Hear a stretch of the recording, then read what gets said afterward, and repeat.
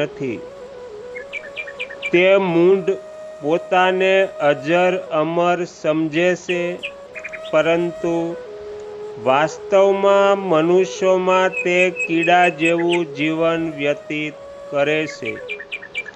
જે વીજળીના લીસોટા જેવી ક્ષણવારમાં ચમકીને લુપ્ત થઈ જવાની છે,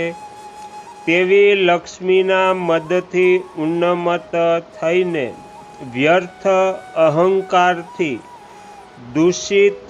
ચિત્તવાળા મનુષ્ય બધી રીતે કલ્યાણપ્રદ જગદીશ્વર ભગવાન વિષ્ણુની પૂજા કરતા નથી,